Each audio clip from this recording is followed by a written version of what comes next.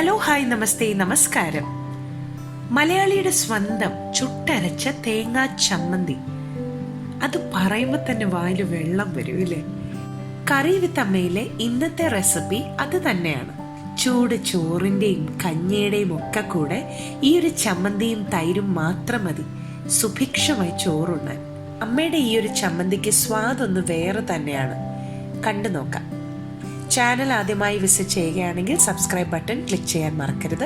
അതിൻ്റെ സൈഡിൽ കാണുന്ന ബെല്ലൈക്കൺ കൂടി ഒന്ന് ക്ലിക്ക് ചെയ്യണം.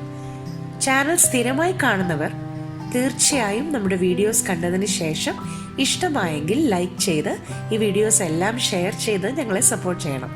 വീഡിയോ ഇഷ്ടപ്പെട്ടാൽ എല്ലാ ഫാമിലി മെമ്പേഴ്സിനും ഫ്രണ്ട്സിനും ഒക്കെ വാട്സപ്പിലും ഫേസ്ബുക്കിലും ഒക്കെയായി ഒന്ന് ഷെയർ ചെയ്ത് കൊടുക്കണം.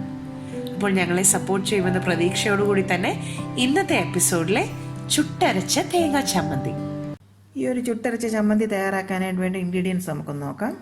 ഒരു തേങ്ങ ഞാൻ തിരുമ്മി വെച്ചിട്ടുണ്ട്, ഒരു 10 ചെറിയ ഉള്ളി, ഇതുപോലെ ഒരു കഷ്ണം ഇഞ്ചി, ലെമൺ ലീഫ് ഒരെണ്ണം, ചെറിയ ഇലയാണെന്നുണ്ടെങ്കിൽ ഒരു ചെറിയ ഇല എടുത്താൽ മതി, അല്ലെങ്കിൽ ഒരു പകുതി ഇല എടുത്താൽ മതി, ഒരു 8 വറ്റൽമുളക്, 3 തണ്ട് കറിവേപ്പില, ഉപ്പ് ആവശ്യത്തിന്, ഒരു ചെറിയ നെല്ലിക്ക വലുപ്പത്തിലുള്ള വാളൻപുളി കുരു കളഞ്ഞ ശേഷം വെച്ചിരിക്കുന്നതാണ്, വെളിച്ചെണ്ണ 2-3 ടേബിൾ സ്പൂൺ. ഇത്ര ഇൻഗ്രീഡിയൻസ് ആണ് നമുക്ക് ആവശ്യമുള്ളത്. അപ്പോൾ ഇതിനായിട്ട് ഞാൻ ആദ്യം തന്നെ ഒരു പാൻ സ്റ്റവ് വെച്ചു, അതിലേക്ക് ഒരു 2 ടേബിൾ സ്പൂൺ വെളിച്ചെണ്ണ ചേർത്ത് കൊടുത്തു. വെളിച്ചെണ്ണയിൽ തന്നെ വേണം ഇത് തയ്യാറാക്കാനെങ്കിൽ മാത്രമേ നമുക്ക് ഈ ചമ്മന്തിക്ക് സ്വാദ് കിട്ടുള്ളൂ. എണ്ണ നല്ലവണ്ണം ചൂടായി വന്നാൽ അതിലേക്ക് വറ്റൽമുളക് ചേർത്ത് കൊടുക്കുക. വറ്റൽമുളക് നന്നായിട്ടൊന്ന് മൂത്ത് വന്നാലേ അത് നമുക്ക് മിക്സഡ് ഡ്രൈ ഗ്രൈൻഡറിലേക്ക് അങ്ങ് മാറ്റാം. ഇനി നമുക്ക് ആ ഉള്ളി അങ്ങ് ചേർത്ത് കൊടുത്തൊന്ന് വഴറ്റണം. കൂടുതലായിട്ട് വഴറ്റേണ്ട ആവശ്യമില്ല കേട്ടോ, എന്നാലും ഒരുമാതിരി ഒന്ന് വഴണ്ട് കിട്ടണം. പണ്ട് ഈ ചമ്മന്തി തയ്യാറാക്കിക്കൊണ്ടിരുന്ന മുളകൊക്കെ കനലിൽ ചുട്ടിട്ടാണ്. വിറകിൻ്റെ കനലിൽ വെച്ച് മുളക് ചുടും, തേങ്ങ പൂളിയതിന് ശേഷം വിറകിൻ്റെ കനലിൽ വെച്ച് ചുട്ടെടുക്കും. അതിന് ശേഷമാണ് നമ്മൾ അമ്മിക്കല്ലിൽ വെച്ച് അരച്ചെടുത്ത് ഈ ചമ്മന്തി തയ്യാറായിക്കൊണ്ടിരുന്നത്. ഇപ്പം നമുക്കത് ചെയ്യാൻ പറ്റാത്തതുകൊണ്ട് അപ്പം നമ്മൾ മറ്റൊരു വിധമാണ് ഇവിടെ ചെയ്യുന്നത്. നമ്മളിതുപോലെ വഴറ്റിയെടുത്ത് ചെയ്താലും സ്വാദൊക്കെ അതുപോലെ തന്നെ ഏകദേശം കിട്ടും, എങ്കിലും അത്രയും വരില്ല കേട്ടോ. അതങ്ങനെ വരുമെന്ന് ഞാൻ പറയുന്നില്ല, എങ്കിലും നല്ല സ്വാദോടുകൂടി തന്നെ നമുക്ക് ഈ ചമ്മന്തി തയ്യാറാക്കി എടുക്കാൻ പറ്റും. ഈ സമയത്ത് അതിലേക്ക് ആ ലെമൺ ലീഫ് ചെറുതായിട്ട് മുറിച്ചതിന് ശേഷം അതിലേക്ക് അങ്ങ് ചേർത്ത് കൊടുക്കാം. ഞങ്ങളുടെയൊക്കെ വീട്ടിൽ ഈ ചമ്മന്തി തയ്യാറാക്കുമ്പോൾ ഇതുപോലെ നാരകത്തിൻ്റെ ഇലയും കൂടെ ചേർത്തിട്ടാണ് തയ്യാറാക്കിക്കൊണ്ടിരുന്നത്. കറിവേപ്പില ചേർത്ത് കൊടുക്കാം, ഇഞ്ചി ഒന്ന് മുറിച്ച് അതും കൂടെ അങ്ങ് ചേർത്ത് കൊടുക്കാം. നന്നായിട്ടങ്ങ് വഴറ്റുക.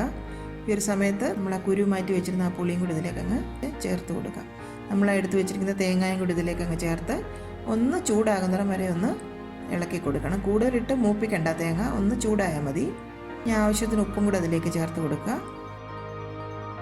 ഇനി ഇതെല്ലാം കൂടി ആ ഡ്രൈ ഗ്രൈൻഡറിലേക്ക് വീണ്ടും ഒന്ന് ഇട്ടിട്ട് ഒന്നങ്ങ് അരച്ചെടുക്കണം.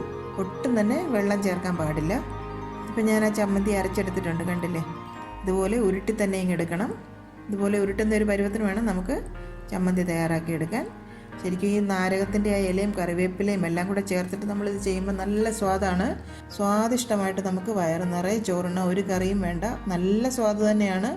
പിന്നെ പണ്ട് നമ്മൾ അമ്മിക്കല്ലിൽ അരയ്ക്കുന്ന ഒരു ടേസ്റ്റ് ഉണ്ടോയെന്ന് ചോദിച്ചാൽ അത്രയും ഉണ്ടോയെന്നൊന്നും എനിക്ക് പറയാനറിയില്ല. അത്രയും ചിലപ്പം ടേസ്റ്റ് കാണുകയില്ലായിരിക്കും, പക്ഷേ എങ്കിലും നല്ല സ്വാദോടുകൂടി തന്നെ ഈ ഒരു ചുട്ടരച്ച ചമ്മന്തി നമുക്ക് തയ്യാറാക്കി എടുക്കാൻ പറ്റും. അപ്പം നിങ്ങളെല്ലാവരും ഇത് വീട്ടിൽ ഈ ഒരു റെസിപ്പി ഒന്ന് ട്രൈ ചെയ്ത് നോക്കുക. ചോറിൻ്റെ കൂടെ ഒന്ന് കഴിച്ച് നോക്കുക, എന്താ സ്വാദെന്ന് ഞങ്ങളെ അറിയിക്കുക. അപ്പോൾ ഇതെല്ലാവരും ഈ ചമ്മന്തി തയ്യാറാക്കി തൈരും ചോറും എല്ലാം കൂടെ കൂട്ടി ഒന്ന് കഴിച്ച് നോക്കിയതിന് ശേഷം ഞങ്ങളെ നിങ്ങളുടെ ഫീഡ്ബാക്ക് തീർച്ചയായിട്ടും അറിയിക്കണം.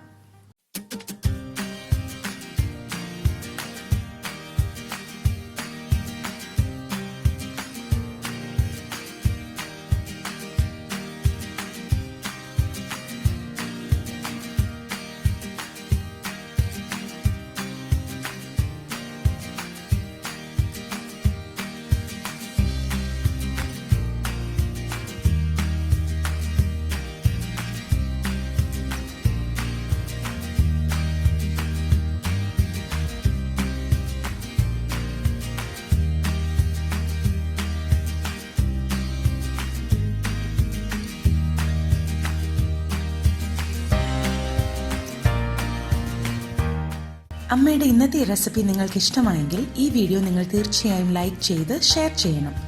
ഒപ്പം തന്നെ കറി വിത്ത് അമ്മ സബ്സ്ക്രൈബ് ചെയ്യാനും ബെൽ ഐക്കൺ ക്ലിക്ക് ചെയ്യാനും മറക്കരുത്. പെട്ടെന്ന് തന്നെ ഞാനും അമ്മയും മറ്റൊരു റെസിപ്പിയുമായി എത്തും.